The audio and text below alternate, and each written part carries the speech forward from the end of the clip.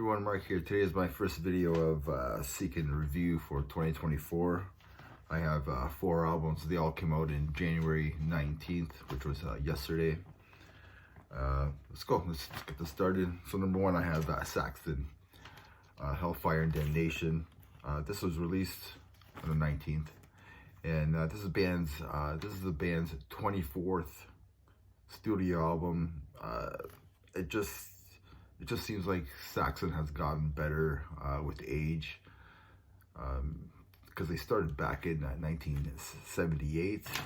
Biff Byford just sounds awesome on vocals on here. His vocals sound warm, and Biff just sings with ease.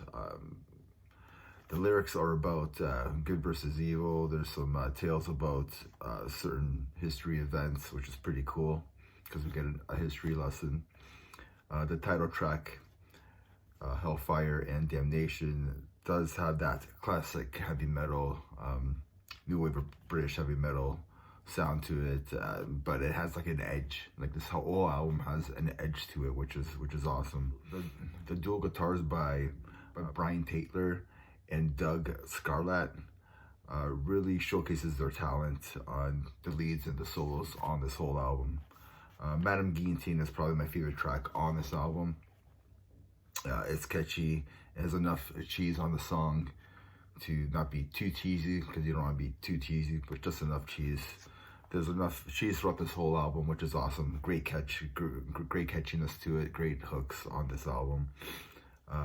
Fire and Steel is like a speed metal track that it can really compete with from any song from Firepower by Judas Priest. 1066, which is about Saxons and Vikings. You get great music and a history lesson, but it's a really awesome song. Supercharger is another banger on this album, and yeah, this album's full of great songs, great hooks, great catchiness to it. Like I said before, this album does have an edge to it. It's definitely an album that I'm going to come back to and listen and enjoy more and more. I honestly compare it to Firepower by Judas Priest, which isn't a bad thing. It's because that album just really kicks ass. Anyways, I'm getting this album an 8.5 out of 10. It's Saxon's at their best. I think their last few albums have been awesome, so it's a must listen. Second album I have here is Saints Dispelled by Master. This was released on the 19th, yesterday, on Napalm Records. These guys are a death metal band from Czechia. They were founded in 1983. They were originally based out of Chicago. The main man on this is Paul Speakman. He does the vocals and the bass. I want to say this is their 14th studio release, but don't quote me on that. Anyways, this is a pure, straightforward death metal machine. It reminds me a lot of like Autopsy without the doom elements on it, but like especially vocal-wise, it really sounds like Chris Reinfurt, like vocal-wise. It does have that buzzsaw guitar tone. I mean, this is like really like meat and potatoes death metal, which there's no surprises here, but it's still a solid, straightforward death metal album. That's why I'm giving it a 7 out of 10. So if you like bands like Autopsy, Benediction, or Obituary, you'll probably really like this album. The third album I have here is a debut album by Upon Stone, Dead Mother Moon. These guys are from San Bernardino Valley. This is melodic death metal at its best. It's produced by Taylor Young, who's done Drain and Suicide Silence. This is like 90s mellow death, like At the Gates, In Flames, like the Just Erase era. In Dissection, the vocalist / bassist Xavier Wahlberg, drummer Wyatt Bentley, and guitarist Ronnie Marks. They were really influenced by that Gothenburg and Swedish sounds and the bands from the 90s era. So you can really hear, like I said before, you can really hear the Just Erase sound on this album, which isn't a bad thing at all.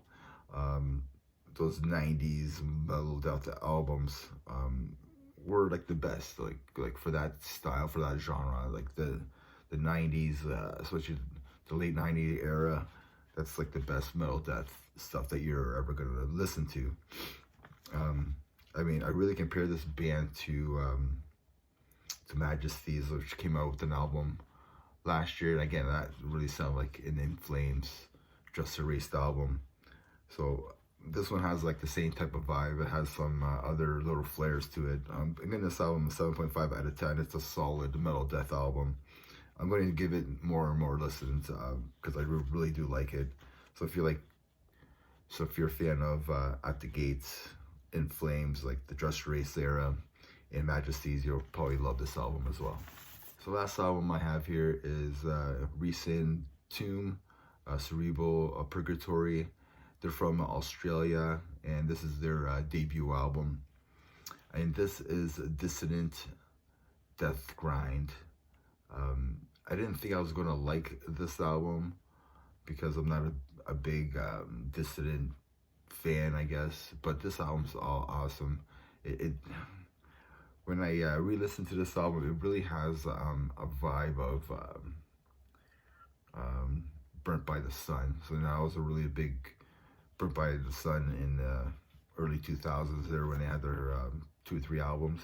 And this album kind of reminded me of that, but with extra death metal in it and extra dissident and grindcore elements. So yeah, so it does have that Burnt by the Sun vibe to it. So I think that's what really hooked me onto this album. So again, like I said, it was kind of hard to describe, but the artwork is done by Mitchell Nolt. He's done Beast, and he's done Werewolves artwork, and that really kind of describes the music, to be honest. Look at the artwork, and that's what it sounds like. I'm giving this album a 9 out of 10. It's a must listen. These guys set the bar already for 2024. So, I mean, if you put like Immolation, Nails, and Burnt by the Sun into a blender, this is what you're going to get. And I think it's an awesome listen. So give these guys a listen. Let me know what you think of these albums. And yeah, give these bands some love. And remember, everybody, metal never dies. Cheers.